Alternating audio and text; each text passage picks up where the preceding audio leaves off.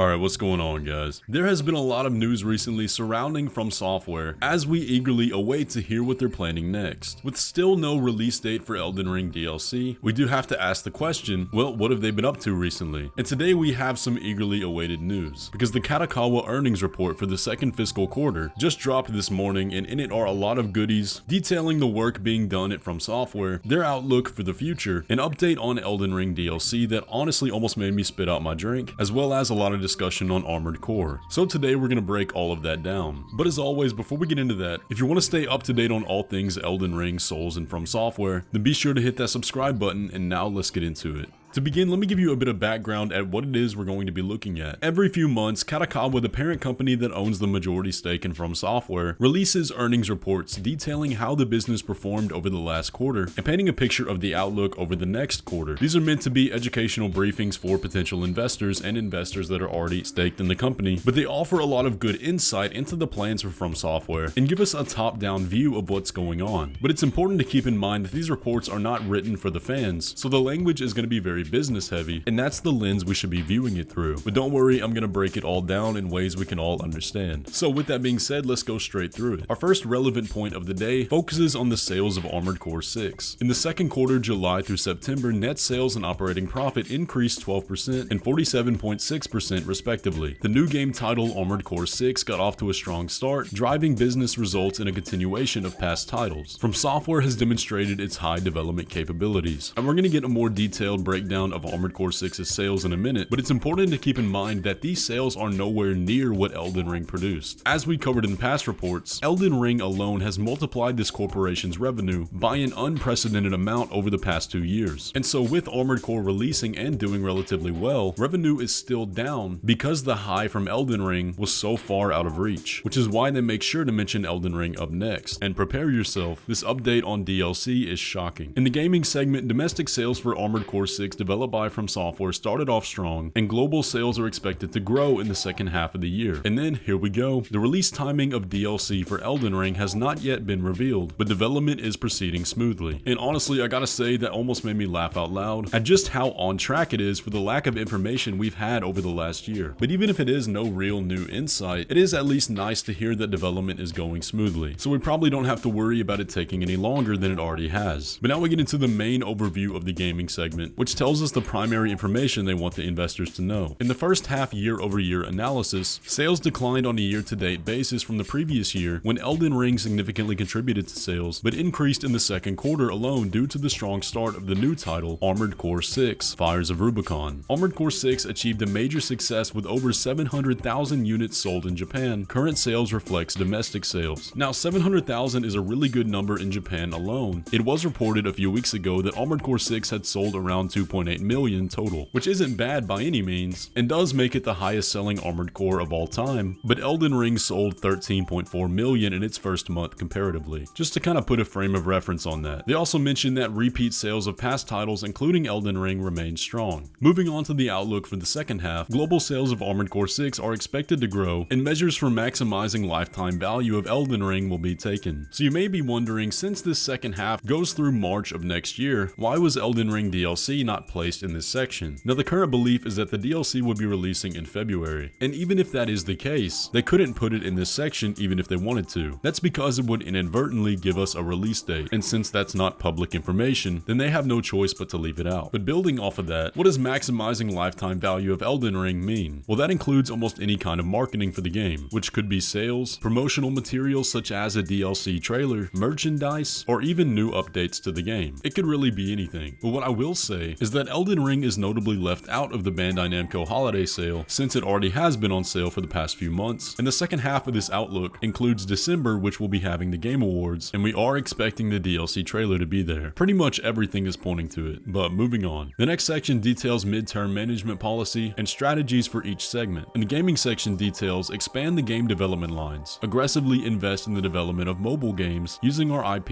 and expand the scope of FromSoftware's own publishing. Now let me tell you what that doesn't mean. that does not mean we're getting Souls mobile games. It's possible, but that's almost certainly referring to their other game studios, which focus on anime mobile games. Now the rest of that talks about expanding FromSoftware's publishing. Now currently FromSoftware is partnered with Bandai Namco to publish their games outside of Japan. But over the past year they've been receiving a lot of funding in order to do that themselves, likely losing that partnership with Bandai. And it looks like that is finally going into action, just based on the terminology here and evidence we're going to talk about in a minute. But currently they do have partnerships with Bandai for Elden Ring DLC and future additions to Armored Core 6. But what this means is that they're going to be handling their own marketing overseas, so we're likely going to see things play out very differently in the lead up to their next games. And that is actually a huge deal, because if you look at the way FromSoftware markets their games in Japan versus Bandai overseas, they are very different. If we look at Armored Core 6 for example, Bandai Namco like to use a lot of influencer marketing, allowing only YouTubers and streamers to see and play the game early. Meanwhile, FromSoftware was hosting events across Japan, allowing anyone to come play the game, and just in general their promotions are a lot cooler over there. So I look forward to seeing what this is going to be like. But moving on to future strategy for the gaming segment, we can see expand the game development pipeline, and they detail console games enhancement of development system by increasing the size of development staff within the group 20% or more. And this is happening as we speak. We're going to break this down a lot here in a minute. They again mention expanding FromSoftware's publishing, and as you can see that says global distribution, meaning they're going to be publishing outside of Japan. But here's something interesting. Strengthen our media mix through inter-business collaboration. And it says console games will be getting IP based on game titles in video animation. Now if you'll remember, Sony acquired stake in FromSoftware for the exact purpose of expanding media mix. So we could see Sony working on an anime for one of FromSoftware's games. And there was a leak a while back from a credible source claiming that a Sekiro anime was in the works, although we haven't heard anything about that officially. It's possible they're talking about other console games, but FromSoftware console games are by far their main focus. But this next section of the report might be the most interesting thing I saw in all of it. Management targets for the new midterm management plan. And we can see a graph detailing predicted revenue through the fiscal year of 2027. And you can see the gaming business is by far the biggest segment of that revenue, with two major swells, one around the bridge of the 2023 year into 2024, and another around 2025 into 2026. Now, since these are coming from the gaming business, the only possible explanation of something that could generate that big of a swell is a FromSoftware release. And assuming that this graph is at least a little bit accurate, the first swell has to be Elden Ring DLC, and if it's coming out in February, that looks about right. And then the following swell is likely their next mainline game release, which a release in 2025 would sound right as well. And then beyond that, it's just a straight shot upward, which is just good management talk. But again, if this graph is even a little bit accurate, that should give us a pretty decent timeline of FromSoftware's schedule. And then the closing part of the report has a question that asks about DLC, to which they answer that they can't reveal the release date. So tons of information in that report, and I hope all that made sense, but the news does not end there. In the report, they mentioned expanding staff by 20%, and earlier this week, FromSoftware announced a major hiring spree to take on staff for multiple new projects. And here we can see they're hiring for virtually every single position in the company. This means they're going to be expanding the studio by a lot. And some main ones that stuck out to me was that the artist listing mentions mech designers, which means we've probably got more Armored Core down the pipeline. They're also looking for a new composer, and this is after Yuka Kitamura, who was a lead composer for Bloodborne, Dark Souls 3, and Elden Ring, announced that she would be going freelance, and then a list for a PR and promotions agent with a focus on advertisement. This will likely be the person that handles the marketing overseas, now that they're going to be doing their own publishing. But my big takeaway from all of this is that now that the business is going under this big shift, taking on all these people for new games, I imagine that means Elden Ring DLC development is wrapping up, because I just can't imagine them taking on so many people while still having a major project like that underway. But that's just my opinion on it, and I could be totally wrong. Anyways though guys, that is going to pretty much do it for all the news we have today. A whole lot of stuff we broke down, and some very big things happening over at FromSoftware. I'm curious to hear all y'all's thoughts on this, but if you enjoyed today's video, be sure to leave a like on it and subscribe if you're new around here. And with all that, I will catch you in the next one.